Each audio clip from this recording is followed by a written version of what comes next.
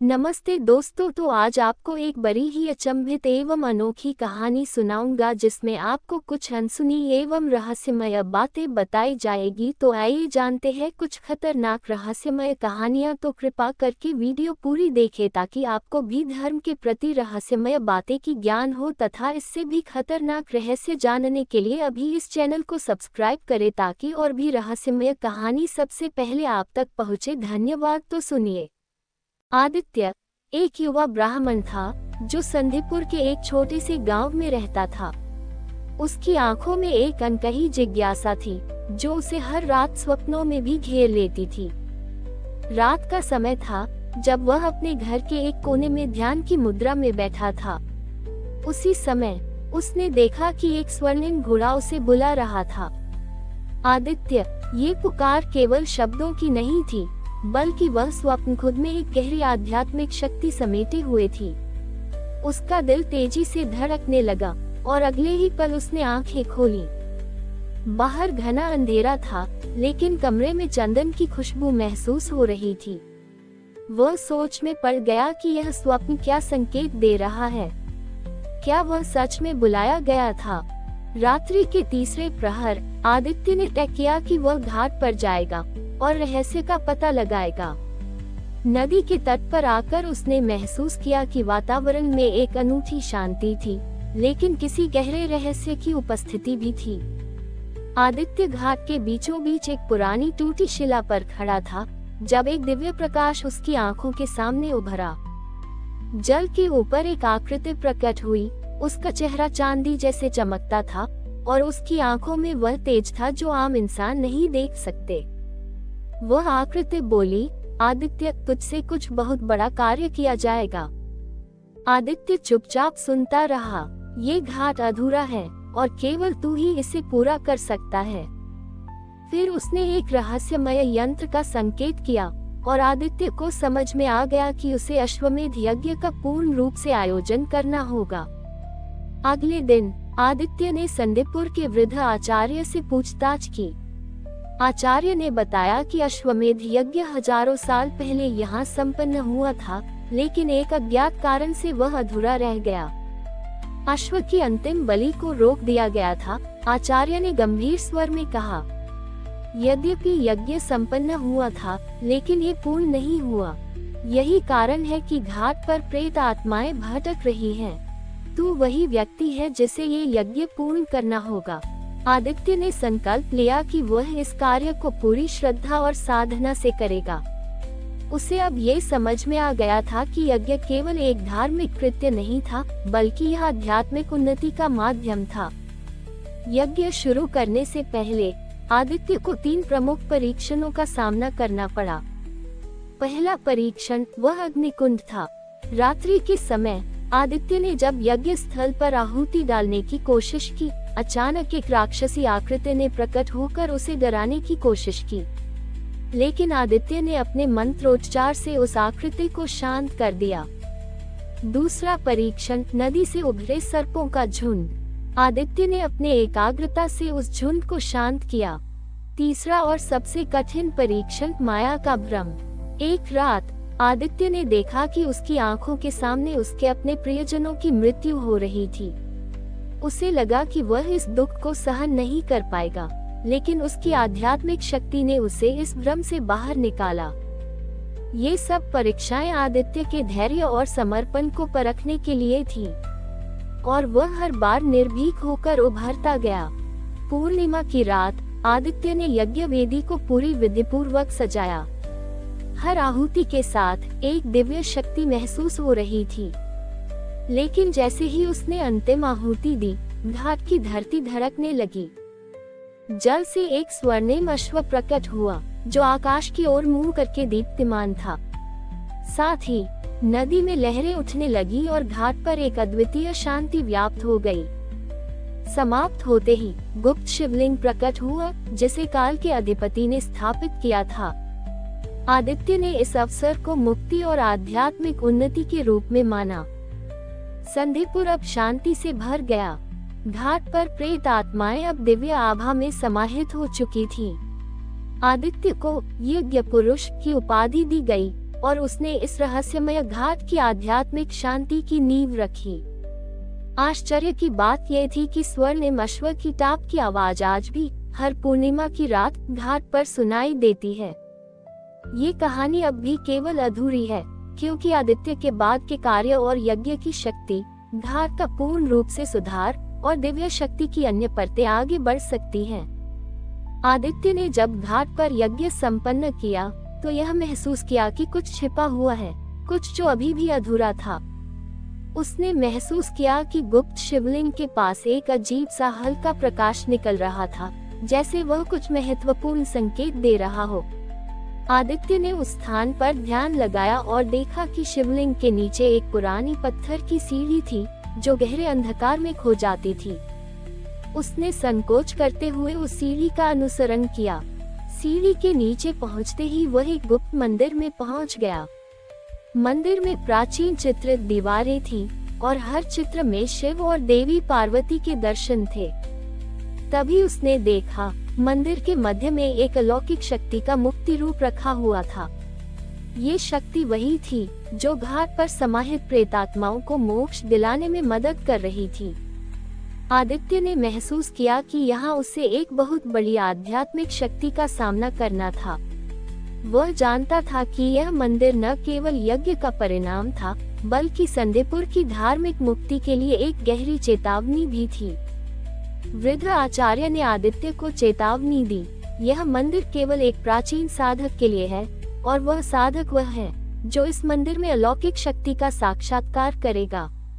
लेकिन याद रख, ये शक्ति बहुत खतरनाक हो सकती है यदि इसे संतुलन से बाहर ले जाया जाए।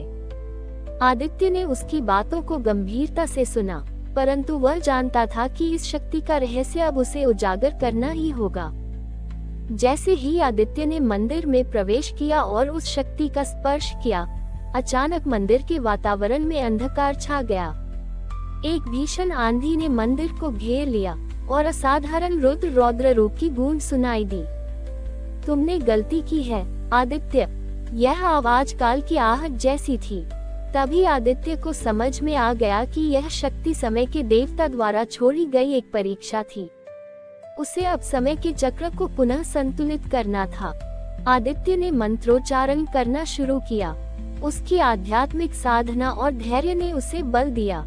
रात के समय जैसे ही आदित्य ने कालवृक्ष के रहस्य को समझना शुरू किया, समय का चक्र फिर से घूमने लगा। आदित्य ने खुद को समर्पित किया और अपनी तपस्या को समय के देवता के समक्ष प्रस्तुत किया।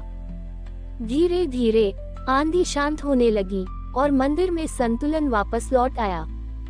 शिवलिंग से निकलते हुए प्रकाश ने आदित्य को ये संदेश दिया कि समय के चक्र का संतुलन अब ठीक हो गया था और धर्म की विजय सुनिश्चित हो गई थी। संदीपुर अब एक सुरक्षित और समृद्ध भूमि बन गई। आदित्य की तपस्या और यज्ञ से संदीपुर में एक नया युग आरंभ हुआ। घाट पर होने वाले यज्ञों का पुनः आयोजन होने लगा और वहां आध्यात्मिक साधकों का आगमन बढ़ने लगा। लेकिन आदित्य के दिल में एक प्रश्न था, क्या ये सब अंत है? कुछ तो था जो अभी अधूरा था। वह गहरे विचारों में खो गया और उसी समय उसे एक अजगर के रूप में प्रकट होती हुई शक्ति दिखाई दी। ये शक्ति आदित्य के सामने आई और बोली, तुमने समय के चक्र को संतुलित किया है, लेकिन याद रखो, हर युग के अंत के साथ एक नया युग जन्म लेता है। ये धर्म का चक्र कभी नहीं रुकता। आदित्य ने धीरे धीरे उसकी बातों को समझा और महसूस किया कि वह केवल एक दृष्टा था जो धर्म के मार्ग पर आगे बढ़ने का कार्य कर रहा था। लेकिन हर युग में एक नया साधक और नए यज्ञ की आवश्यकता होती है। आदित्य ने अब अपने अंतर्गति यात्रा का संकेत लिया। वह समझ चुका था कि उसे केवल समय के चक्र का अनुसरण नहीं करना है, बल्कि उसे धर्म के नए कदम और नए युग की शुरुआत के लिए तैयार होना था। और फिर एक दिन आदित्य को घाट पर एक नया स्वर्णिम अश्व दिखाई दिया, जैसे वह नए युग के आरंभ का प्रतीक हो। आदित्य ने उस अश्व को देखा और उसकी आध्यात्मिक शक्ति को समझते हुए उसने अपना अंतिम कदम बढ़ाया। उसने घाट पर खड़े होकर कहा, धर्म का ये चक्र अब आगे बढ़ेगा। आदित्य अब एक नई यात्रा पर निकलने के लिए तैयार था। और इस प्रकार अश्वमेध घाट का रहस्य एक नए युग की शुरुआत के साथ समाप्त हुआ, जहां हर नए साधक के लिए अनंत संभावनाएं खुली थी। यहाँ से कहानी और भी गहरी हो सकती है। अगर आप चाहें तो इसे और विस्तारित कर सकते हैं, जैसे आदित्य के बाद का युग, धर्म की नई परिभाषा और समय के देवता के साथ उसके संपर्क की और गहराई से जांच। अच्छा, हम इस रहस्यमय कथा को और आगे बढ़ाते हैं और आदित्य की यात्रा को और गहराई से समझते हैं। अब हम कहानी को और विस्तार में लेकर चलते हैं। आदित्य ने घाट पर खड़े होकर उस स्वर्णिम अश्व को देखा और उसके पीछे अंधकार में एक रहस्यमय प्रकाश की छाया महसूस की। उसे समझ में आ गया कि उसके जीवन का उद्देश्य केवल यज्ञ की पूर्णता तक सीमित नहीं था। वह अब समय और धर्म के गहरे रहस्यों की ओर अग्रसर था। स्वर्णिम अश्व की टाप की आवाज सुनते हुए वह घाट से बाहर की ओर बढ़ा। वह जानता था कि नया युग सिर्फ एक समय का चक्र नहीं था, बल्कि यह धर्म और साधना का एक नया अध्याय था, जो पूरी पृथ्वी पर फैलने वाला था। आदित्य के मन में एक सवाल उठता है, क्या वह अकेला इस नए युग की चुनौती का सामना कर पाएगा? आदित्य ने अपने गुरु आचार्य से इस प्रश्न का उत्तर प्राप्त करने के लिए संपर्क किया। आचार्य ने उसे बताया कि समय का ये द्वार तिमिरकाल से जुड़ा है, जहां हर युग की समाप्ति और शुरुआत के बीच एक रहस्यमय अंतराल होता है। तुम्हें उस अंतराल में प्रवेश करना होगा, आचार्य ने कहा। वह स्थान समय के द्वार से जुड़ा हुआ है, जहां हर आत्मा का मार्ग तय होता है। लेकिन ध्यान रखना, यदि तुमने ध्यान खो दिया तो समय तुम्हें निगल सकता है। आदित्य ने गुरु की बातों को गंभीरता से लिया। वह अब उस द्वार की खोज में निकल पड़ा, जो उसे नए युग की ओर मार्गदर्शन करेगा। समय के द्वार की तलाश में वह एक गहरे जंगल में पहुंचा, जहां घना अंधकार था और चारों ओर अज्ञेय ऊर्जा का संचार हो रहा था। तभी उसने एक रहस्यमय प्रतिमा देखी, जो काले पत्थर से बनी थी और उसके चारों ओर विचित्र संकेत और अजीब अक्षर लिखे थे। ये प्रतिमा दरअसल समय के देवता की थी, जो समय के द्वार की कुंजी थी। आदित्य ने ध्यान से उस प्रतिमा का निरीक्षण किया और उसमें दृष्टा शक्ति का आभास किया। तभी एक गहरी आवाज सुनाई दी, तुमने समय के द्वार को पहचान लिया है, लेकिन ये द्वार तुम्हारे लिए तभी खुलेगा जब तुम प्राचीन ज्ञान और शक्ति को सही संतुलन में लाओगे। आदित्य ने संकल्प लिया और प्रतिमा के सामने एकाग्रता से मंत्रोच्चार शुरू किया। वह जानता था कि इस समय के द्वार को खोलने के लिए उसे अपने आध्यात्मिक स्तर को और ऊंचा उठाना होगा। आदित्य ने गहरी साधना में लीन रहते हुए समय के द्वार के रहस्यों को खोलने की कोशिश की। एक रात, जैसे ही उसने ध्यान में गहरे उतरने का प्रयास किया, उसे अचानक समय का उल्टा चक्र महसूस हुआ। वह महसूस करने लगा कि उसके चारों ओर समय की धारा विकृत हो रही थी। एक पल पहले वह एक स्थान पर था और अगले ही पल वह उसी स्थान से दूर एक और समय में पहुंच गया। वह ये समझने की कोशिश कर रहा था कि यह समय की शक्ति उसे क्या संदेश दे रही है। अचानक एक विशाल आकाशीय दृश्य उसके सामने उभरा, जिसमें वह प्राचीन काल के घटनाक्रमों को देख सकता था, जैसे कि अश्वमेध यज्ञ के समय के धार्मिक आचार्य और समय के देवता की अदृश्य उपस्थिति। यह अनुभव आध्यात्मिक जागृति के साथ साथ उसे एक नई शक्ति से मिला। आदित्य ने महसूस किया कि वह अब समय के चक्र के भीतर से बाहर आकर उसे नया रूप दे सकता था।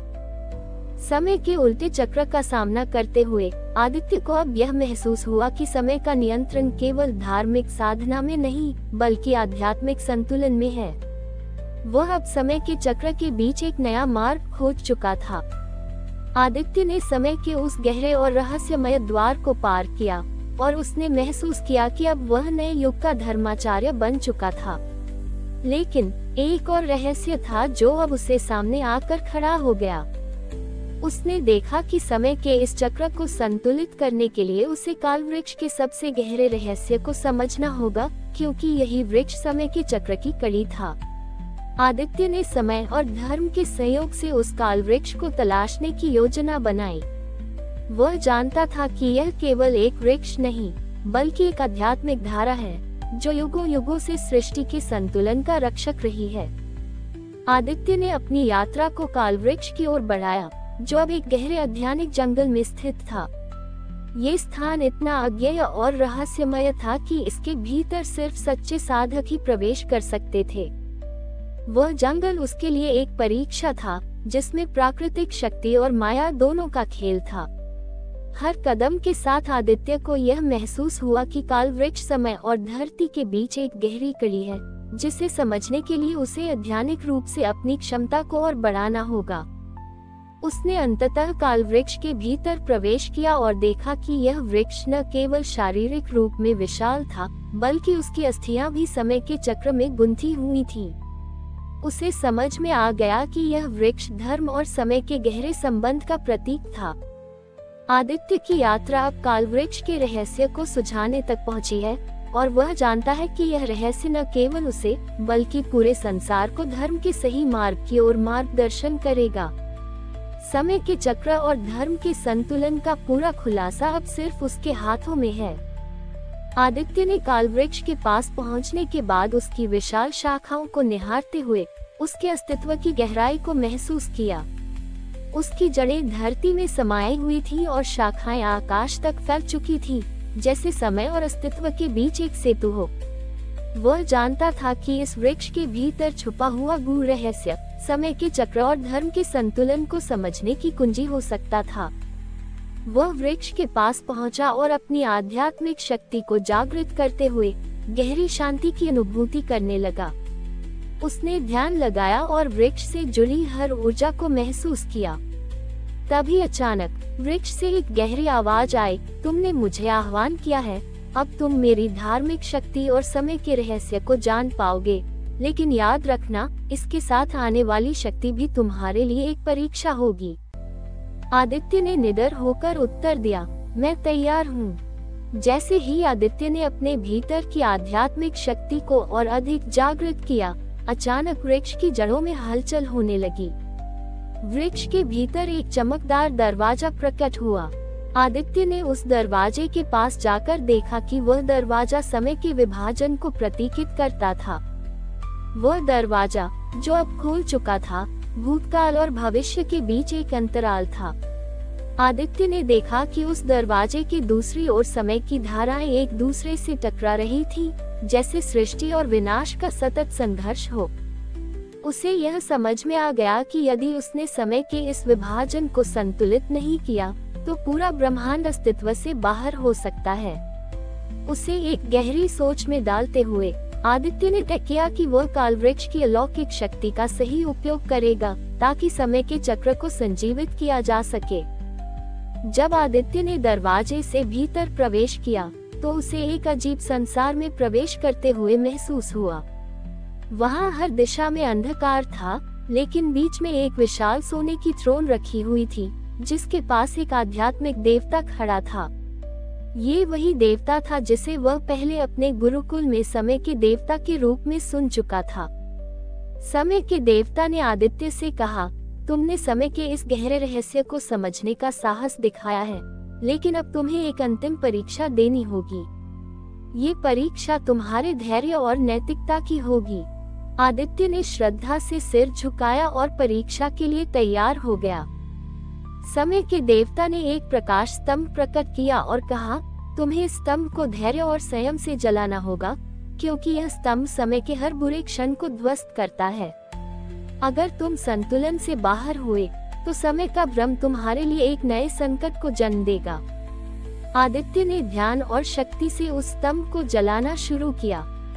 स्तंभ में हल्की सी चमक आई और धीरे धीरे वह पूरी तरह से जलने लगा। समय के देवता ने मुस्कुराते हुए कहा, तुमने सही मार्ग अपनाया है। अब तुम्हारी आध्यात्मिक शक्ति और समय का संतुलन पूरी तरह से एकाकार हो चुके हैं। तुम अब समय के रक्षक बन चुके हो। आदित्य को अब ये समझ में आ चुका था कि उसकी यात्रा सिर्फ उसके व्यक्तिगत विकास की नहीं, बल्कि पूरे ब्रह्मांड के संतुलन की थी। जैसे ही उसने स्तंभ को पूरी तरह से जलाया, एक तेज प्रकाश उत्पन्न हुआ, जो आसमान से लेकर धरती तक फैल गया। आदित्य ने महसूस किया कि समय के चक्र का संतुलन अब पूरी तरह से स्थिर हो चुका था। उसने देखा कि सृष्टि और विनाश के बीच की सीमाएं अब सुसंगत हो चुकी थी और धर्म की धारा एक नए रूप में साकार हो रही थी। समय के देवता ने आदित्य से कहा, तुमने वह काम पूरा किया है जो मैं कभी अकेले नहीं कर सकता था। तुम अब एक धार्मिक रक्षक हो और तुम्हारी शक्ति का उद्देश्य है समय और अस्तित्व के चक्र को सुरक्षित रखना। आदित्य ने सिर झुकाया और कहा, ये सब मेरे गुरु की कृपा और कालवृक्ष की शक्ति से ही संभव हुआ है। अब मैं अपने इस कर्तव्य को निभाऊंगा। आदित्य अब समय और धर्म के गहरे रहस्यों को पूरी तरह से समझ चुका था। वह जानता था कि उसे एक नई यात्रा की शुरुआत करनी होगी और उसका मार्गदर्शन केवल धार्मिक संतुलन और आध्यात्मिक शक्ति से ही होगा। जैसे ही वह कालवृक्ष से बाहर आया, उसकी आंखों के सामने एक नया युग दिखाई दिया। उसे समझ में आ गया कि समय का चक्र अब सही दिशा में जा रहा था और धर्म का मार्ग अब पूरी दुनिया में फैलने वाला था। आदित्य ने संकल्प लिया कि वह अब पूरी पृथ्वी पर धर्म और संतुलन की नई धारा स्थापित करेगा और इस नए युग को आकार देगा। आदित्य की यात्रा अब धर्म, समय और अस्तित्व के बीच की कड़ी बन चुकी है और वह अब समय का रक्षक है, जो नए युग की शुरुआत का प्रतीक है। आदित्य ने कालवृक्ष के गहरे रहस्यों को समझने के बाद अपने दिल में एक नया संकल्प लिया। वह जानता था कि अब वह केवल अपने व्यक्तिगत विकास के लिए नहीं, बल्कि पूरे ब्रह्मांड के संतुलन के लिए जिम्मेदार था। उसका मार्गदर्शन और शक्ति अब केवल उसकी व्यक्तिगत यात्रा तक सीमित नहीं रह सकती थी, बल्कि उसे समाज और धर्म के नए रूप की दिशा में कार्य करना था। वह अपने गुरु के पास लौट आया, जहां आचार्य ने उसे देखा और कहा, तुमने जो कार्य पूरा किया है वह केवल तुम्हारी शक्ति को ही नहीं, बल्कि पूरे समय के चक्र और धर्म को संतुलित करने का अद्भुत कार्य है। अब तुम्हारी यात्रा का उद्देश्य सिर्फ आत्मज्ञान नहीं, बल्कि सृष्टि के संतुलन की पुनर्स्थापना है। आदित्य ने आचार्य से विनम्रता से कहा, गुरुदेव, मुझे अब ये समझ में आ गया है कि हर युग के साथ एक नया धर्म और समय का चक्र आकार लेता है। मैं अपनी शक्ति का उपयोग इस नए युग के मार्ग को फिर से स्थापित करने के लिए करूंगा, ताकि सृष्टि और उसका संतुलन सदैव सुरक्षित रहे। आचार्य ने मुस्कुराते हुए कहा, तुम तैयार हो आदित्य? ये यात्रा अब तुम्हारा भविष्य नहीं, बल्कि समग्र मानवता का भविष्य बन चुकी है। आदित्य ने अपने भीतर एक नई ऊर्जा महसूस की, जैसे वह अब समय के चक्र का एक अनिवार्य हिस्सा बन चुका हो। उसने संकल्प लिया कि वह न केवल कालवृक्ष और देवता की शक्ति को संरक्षित रखेगा, बल्कि वह समय और धर्म के मध्य संतुलन बनाए रखने के लिए अपनी पूरी शक्ति का उपयोग करेगा। वह समय के चक्र में आने वाली हर आध्यात्मिक बुराई का सामना करेगा, ताकि धरती पर हर जीव को अपने सकारात्मक कर्म करने का अवसर मिल सके। वह अब एक समय रक्षक के रूप में नई यात्रा की ओर बढ़ा, जहां उसे प्राचीन युगों की आस्था और नए युग के धर्म के बीच संतुलन स्थापित करना था। उसकी यह यात्रा न केवल उसे खुद को समझने की ओर ले जाएगी, बल्कि उसे अपने अस्तित्व के सबसे बड़े उद्देश्य को पहचानने की चुनौती भी देगी। आदित्य की यात्रा अब एक नई दिशा में मोड़ लेने वाली थी। उसे प्राचीन मंदिरों और वेदों के गहरे रहस्यों की खोज करनी थी। उसने सुना था कि नागलोक, जो कि समय और जीवों के बीच का अंतराल था, में कई ऐसे रहस्य छुपे थे जो समय के चक्र और उसके संतुलन को प्रभावित करते थे। वह एक अजीब सी धारा का अनुसरण करता हुआ एक पुराने वेदालय तक पहुंच गया। वहां उसे ऋषियों और मुनियों की पंक्तियां दिखाई दी, जो समय और धर्म के गहरे रिश्तों को समझते थे। उन्हें देखकर आदित्य को यह एहसास हुआ कि समय सिर्फ एक भौतिक चक्र नहीं है, बल्कि यह आध्यात्मिक आस्थाओं और धर्म से गहरे तौर पर जुड़ा हुआ है। ऋषियों ने आदित्य से कहा, तुमने जो कदम उठाया है वह पूरे ब्रह्मांड के लिए ऐतिहासिक होगा। अब तुम्हें समय के सबसे पुराने रहस्यों को उजागर करना होगा, ताकि धर्म का मार्ग सुस्पष्ट हो सके और अंधकार से प्रकाश की ओर यात्रा सुनिश्चित हो। आदित्य ने समय के अंतःकरण को समझने के लिए और अधिक गहरे साधना की। उसने महसूस किया कि समय केवल एक बाहरी प्रक्रिया नहीं थी, बल्कि यह हर आत्मा और मनुष्य के भीतर एक गहरे स्तर पर कार्य कर रहा था। वह अब आध्यात्मिक समय को समझने की ओर अग्रसर था, जो कि केवल एक बाहरी चक्र नहीं बल्कि भीतर से प्रकट होने वाली ऊर्जा थी। उसने ध्यान लगाया और जैसे ही वह अपनी आध्यात्मिक अवस्था में गहराई से उतरने लगा, उसने देखा कि समय का हर क्षण जीवन के हर पहलू में निहित था। हर एक कर्म, हर एक चिंतन और हर एक भावना समय के चक्र में जुड़ी हुई थी। आदित्य ने महसूस किया कि उसका असली कार्य अब समय के अंतःकरण को जागृत करना था, ताकि लोग अपने जीवन को सही दिशा में ले जा सकें। ये जागरण उसे न केवल अपनी आध्यात्मिक शक्ति से जोड़ने वाला था, बल्कि पूरे समाज को भी एक नए युग की दिशा में प्रेरित करने वाला था। आदित्य ने अब अपने ज्ञान और अनुभव से यह समझ लिया था कि समय और धर्म के संतुलन को केवल आध्यात्मिक साधना और नैतिक कर्तव्यों के माध्यम से ही स्थापित किया जा सकता था। वह अब केवल एक साधक नहीं, बल्कि एक धर्म रक्षक था, जो समय के चक्र को संतुलित करने का कार्य कर रहा था। आदित्य ने समाज में जाकर लोगों को ये सिखाना शुरू किया कि कैसे समय और धर्म के साथ संतुलन बनाए रखें। वह ये भी जानता था कि हर एक व्यक्ति के भीतर एक आध्यात्मिक समय होता है और उसे केवल जागृत करने की आवश्यकता है। उसने धर्म और समय के गहरे रहस्यों को उजागर किया और उसके द्वारा स्थापित समय के मार्गदर्शन ने संपूर्ण ब्रह्मांड को एक नए संतुलन की ओर अग्रसर किया। आदित्य की यात्रा अब अपने अंतिम चरण में थी।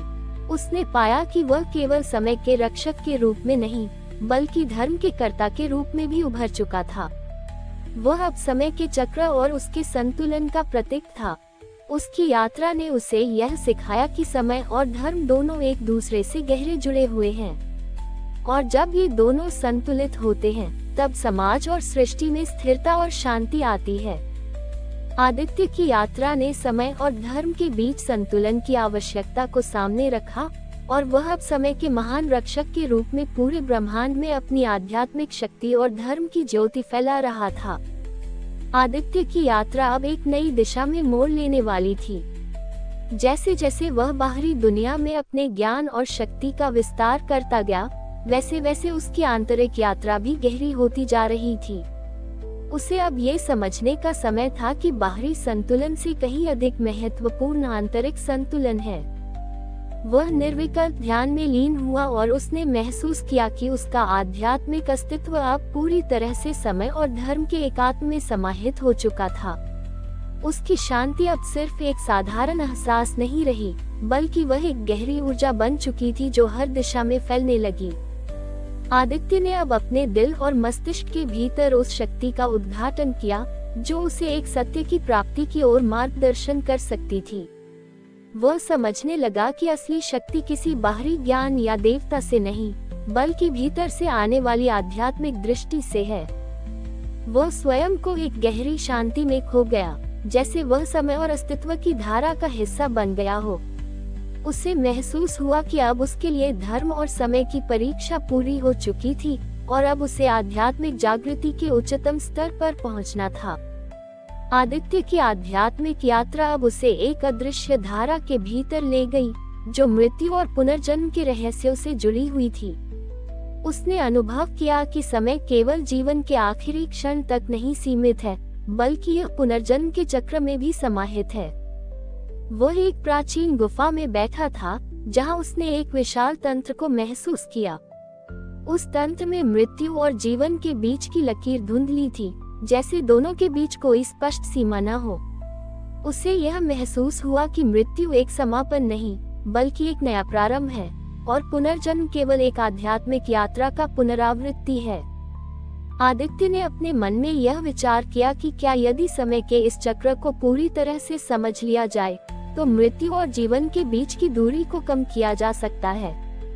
क्या यदि धर्म और समय के बीच का संतुलन हर व्यक्ति में बैठाया जाए, तो पुनर्जन्म के बाद आत्मा को एक उच्चतम अवस्था में पहुंचाया जा सकता है। वह अब जानता था कि मृत्यु और पुनर्जन्म के रहस्य को समझना उसकी आध्यात्मिक शक्ति को पूर्ण करने का एक महत्वपूर्ण कदम था। आदित्य ने ध्यान और साधना की गहरी अवस्था में खुद को एकात्म महसूस किया। उसे अब ये समझ में आया कि वह केवल समय और धर्म के बीच का संतुलन नहीं, बल्कि आध्यात्मिक समय का एक जीवित उदाहरण बन चुका था। वह सृष्टि के हर पहलू में एक गहरी ईश्वर तत्व की अनुभूति करने लगा। जैसे ही उसने इस आध्यात्मिक ऊर्जा को महसूस किया, उसने देखा कि हर जीव, हर तत्व और हर ऊर्जा समय के चक्र में एक दूसरे से जुड़े हुए हैं। आदित्य ने महसूस किया कि अब उसे केवल ब्रह्मांड के संतुलन को ही नहीं, बल्कि हर आत्मा के भीतर की शक्ति को भी जागृत करना था। वह अब समझ चुका था कि समय और धर्म का संतुलन केवल बाहरी दृष्टिकोण से नहीं, बल्कि प्रत्येक व्यक्ति की भीतर की यात्रा से प्राप्त किया जा सकता है। आदित्य की यात्रा अब भविष्य के साथ जुड़ी थी। उसने देखा कि समय और धर्म का संतुलन अब केवल एक प्राचीन ज्ञान नहीं था, बल्कि यह वर्तमान और भविष्य में आने वाली प्रत्येक आत्मा के लिए आवश्यक था। वह समझ गया कि समय के चक्र और धर्म के सिद्धांतों को किसी स्थायी रूप में केवल वह व्यक्ति समझ सकता है जिसने इसे आध्यात्मिक रूप से जिया हो। उसे अब ये ज्ञान प्राप्त हुआ था कि आने वाली प्रत्येक पीढ़ी को यही संतुलन देना था, ताकि वह किसी भविष्यकालीन संकट का सामना कर सके। आदित्य ने ये संकल्प लिया कि वह अब अपनी आध्यात्मिक यात्रा को एक गूढ़ मिशन के रूप में पूरा करेगा, ताकि समय और धर्म के संतुलन को वर्तमान और भविष्य की हर आत्मा तक पहुंचा सके। आदित्य अब समझ चुका था कि वह केवल एक समय रक्षक या धर्म रक्षक नहीं था, बल्कि वह समग्रता का एक हिस्सा बन चुका था। वह अब हर जीव, हर तत्व और हर अस्तित्व में आध्यात्मिक सत्य को देख सकता था। उसने महसूस किया कि समय और धर्म का वास्तविक उद्देश्य समग्रता है। जब इन दोनों के बीच का संतुलन स्थापित होता है, तब हर अस्तित्व अपने पूर्ण रूप में विकसित होता है। आदित्य ने ये संकल्प लिया कि वह अब समग्र सत्य को फैलाएगा, ताकि धर्म और समय के बीच की गहरी समझ सभी के जीवन का हिस्सा बन सके। आदित्य की यात्रा अब अपने अंतिम चरण में पहुंच चुकी थी। उसने अपने आध्यात्मिक ज्ञान और समय के रहस्यों के साथ दुनिया को जागृत किया था। उसने जो संतुलन स्थापित किया था, वह अब एक नए युग की शुरुआत का प्रतीक बन चुका था। आदित्य को अब यह एहसास हुआ कि उसने समय और धर्म के रहस्यों को समझकर अपने अंतरात्मा में वह शक्ति प्राप्त की थी, जिसे सर्वोत्तम मार्गदर्शन कहा जा सकता है। अब उसकी यात्रा सिर्फ उसकी नहीं रही, वह एक सर्वजन हिताय यात्रा बन चुकी थी, और आदित्य के अंतिम आरोहण ने उसे आध्यात्मिक परिपूर्णता और सृष्टि के संतुलन के सर्वोच्च स्तर तक पहुंचा दिया। आदित्य की यात्रा अब अपने अंतिम क्षणों में थी, और वह पूरी तरह से समय और धर्म के गहरे सत्य को समझ चुका था। उसने हर समय चक्र और आध्यात्मिक ज्ञान को एक साथ मिलाकर अपनी आत्मा को परम शांति और संतुलन में डुबो लिया। वह जानता था कि अब उसने हर एक कर्म, हर एक विचार और हर एक अनुभूति में सच्चाई और धर्म को समाहित कर लिया था। वह एक अंतिम यात्रा पर निकला, एक ऐसी यात्रा जो केवल आध्यात्मिक आकाश की ओर थी। वह उन सर्वोत्तम सिद्धांतों और धार्मिक रहस्यों को अब समझ चुका था, जिन्हें वह पहले समझने की कोशिश कर रहा था। उसका जीवन अब शून्य और पूर्णता के बीच का अद्वितीय संगम बन चुका था। जैसे जैसे वह अपने अंतिम ध्यान में बैठा, उसे महसूस हुआ कि वह केवल समय के चक्र को नहीं, बल्कि सृष्टि के गहरे रहस्यों को समझ चुका था। वह एकात्मता में खो गया और हर एक तत्व, हर एक आत्मा और हर एक विश्व शक्ति में अपनी उपस्थिति महसूस की। वह अब एक प्रकाश के रूप में प्रकट हुआ, जो हर दिशा में फैलता चला गया। उसकी शक्ति न केवल समय और धर्म के संतुलन को स्थापित करने के लिए थी, बल्कि वह आध्यात्मिक चेतना का एक अद्वितीय रूप बन चुकी थी। उसने समय के अंतर्गत समाहित हर एक सत्य को अपने जीवन में पूरी तरह से आत्मसात कर लिया था। आदित्य की यात्रा ने समय और धर्म के संतुलन की नई परिभाषा दी। उसने सिद्ध कर दिया कि समय का चक्र और धर्म का मार्ग कभी समाप्त नहीं होते।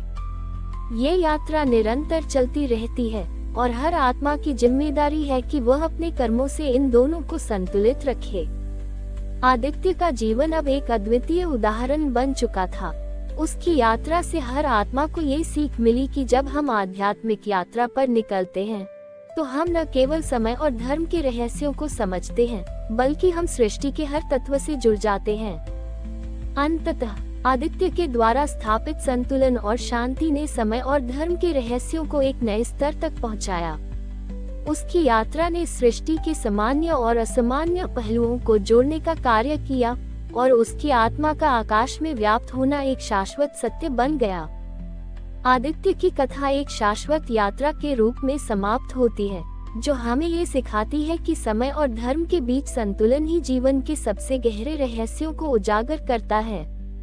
उसकी यात्रा हमें आध्यात्मिक और भौतिक दोनों स्तरों पर समग्रता और संतुलन की आवश्यकता को समझाती है। आदित्य अब केवल एक नायक नहीं, बल्कि वह सृष्टि का एक अधिक सत्य बन चुका था। हमारी और भी आध्यात्मिक एवं अनोखी कहानियां देखने के लिए हमारे चैनल पर जाएं तथा धार्मिक एवं पौराणिक और भी रोचक भरी कहानियां हमारे चैनल पर है। कृपया जाके देखें तथा हमारे चैनल को सब्सक्राइब करके रखें तथा वीडियो अच्छा लगे तो लाइक जरूर करें। धन्यवाद।